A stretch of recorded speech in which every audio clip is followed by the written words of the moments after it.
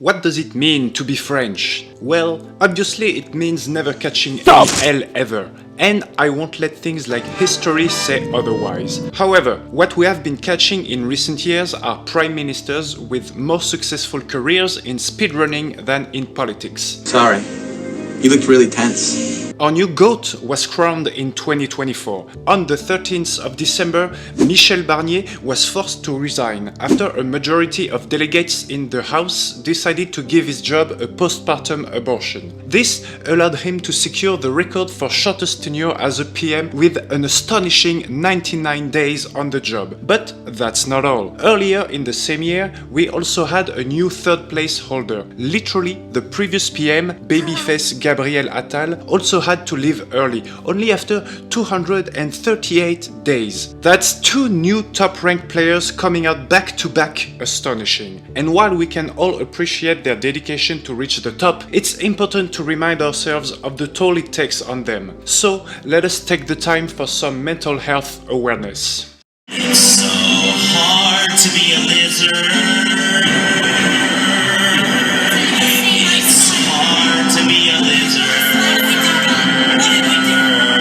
Alright, that's enough about speedrunning. These may be the fastest losers in recent history, but even if you can sometimes catch the French state losing its head, you won't catch France lacking in other types of loser heads of state. We had Édouard Philippe, who lost his light, gradually hollowing into a Dark Souls character. We had François Fillon, who lost the 50k euro tailor-made suits he received from a friend when the police came to ask questions. This reflected somewhat poorly on a government of austerity, enacting more decisive cuts than doctors of a certain community I can't name. We know I can't say that. It was a And then we had the man of the hour. For any French people watching, trigger warning, Manuel Valls. He was Prime Minister from 2014 to 2018 and probably has the largest collection of L's out of anyone who ever had that job. At times, it seemed he just could not stop losing. I mean, listen to this. He was born in 1962 in Barcelona, Spain. And believe it or not, this video is not over yet. I was going to detail the highs and lows of his life until 2014, but I realized halfway through that I don't care. And since he was PM for another administration, I have been advised to make this short and sweet as a gingerbread man's dick. So I'm just going to bullet point this. Okay. He got a literary high school diploma, which is already an L. But considering he got an F on his French test, this elevates it to a major L. In 2004, he wanted to vote no in the referendum for a European constitution.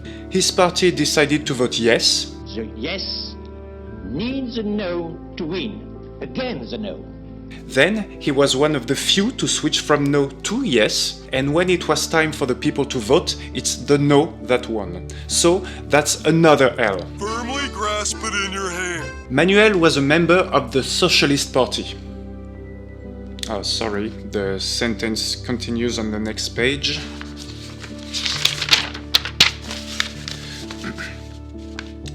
He was a member of the Socialist Party, but had unconventional views, some of which were caught on tape while he was walking through a market and talking to a colleague.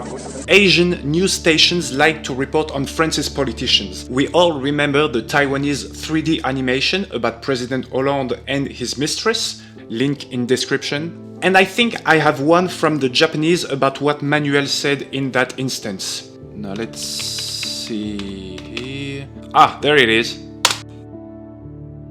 Disgusting black creatures, get out of my sight. Now, while this may have been based, it was a bad look for a supposedly left-leaning mayor talking about his constituents. And an L. Yes, because at that time he was mayor of the city of Évry, which is an L we all know I do not have to elaborate on. Coming dead last on his first presidential primary in 2011, that's another L right there. Oh, here we go, some W. After his time as Interior Minister from 2012 to 2014, during which this left-wing man said Romani people had to get back to Romania, he became Prime Minister. He He then passed multiple unpopular reforms by using a controversial constitutional tool that allows him to bypass the majority of all the boring legal stuff necessary to create new laws. For democratic processes, the times may have been darker than a married woman's eyes in the 1930s, but it was a great time to be Manuel Valls. Then he played the politics game. Basically forced the president who appointed him to not run for a second term, so he could run in his place. Where's the Presidency. Lebowski? Got his cheeks blasted in the primary, again, by the Frenchiest man who ever lived, tried to let his intrusive thoughts win, and joined the right-wing opposition party, got left on red, and finally endorsed the winning candidate, aka his own Minister of Economics and Finance, who came out of nowhere as independent and became the new president. Vive la République! Vive la France! That's L after L after L after L. It is now 2018, and our boy Manuel has been a member of the National Assembly for a few months. He was becoming bored of collecting paychecks and serving the public, while out of the spotlight. He now had to wait several years before getting the chance to betray another president. This was way too long. This needs to stop now! But then, an opportunity presented itself, as enticing as a grandmother with Alzheimer's is to her gambling addict grandson. Why not run for mayor in Barcelona? You know, in Spain. A completely different country. I mean, he was fluent in Spanish, went there on holidays sometimes, and you can legally do that in the EU, so why not?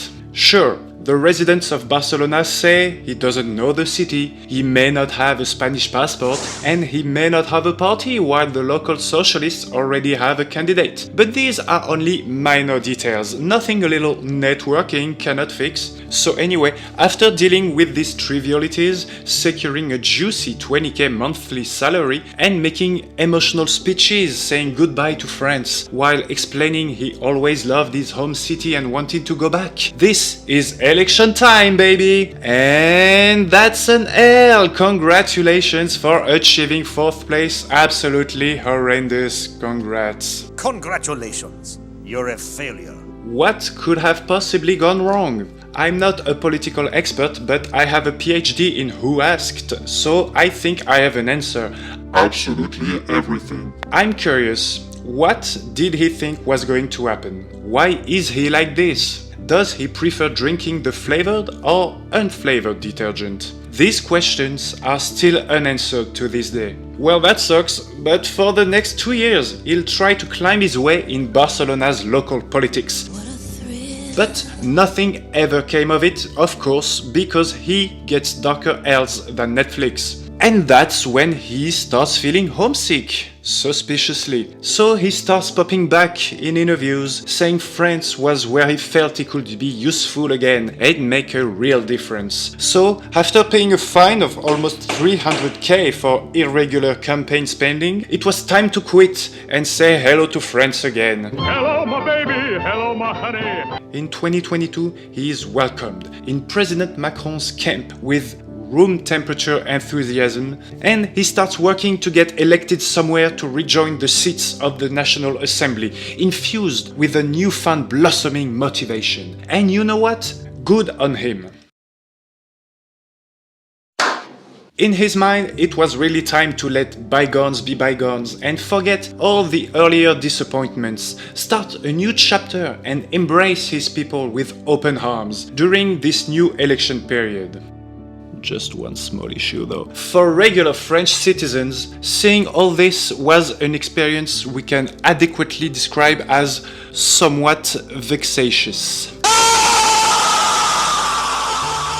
So voters basically said, Be gone, fuck! After all, Manuel didn't exactly leave a pristine image of himself or his policies. Oh, what's this I hear? You know what I hear? I hear the sound of you shutting the fuck up! Oh, that's our good friend, the letter L. Just in time to watch Manuel get eliminated on the first round and finishing third. And then, the French internet exploded. This was a moment of celebration. Unseen since the days of public lynching in the streets of Paris. But on Twitter. Yes, I admit things got a little out of hand, but the memes were delicious. In response, Manuel made a last somber, solemn tweet before leaving the platform forever. Get that ass banned. The story of Manuel Valls is the story of a man born with 3 L's in his full name, but destined to get many more in his life. Now, you may ask, what is he up to nowadays? I don't know. He's been disgraced in the eyes of the current administration, so I've been advised to say he's living on a farm upstate. And the last time anybody gave a shit was in 2023 when our left-leaning hero participated in an editorial podcast discussing with far-right politicians and influencers how woke stuff is destroying civilization. So I'd say he's doing just fine.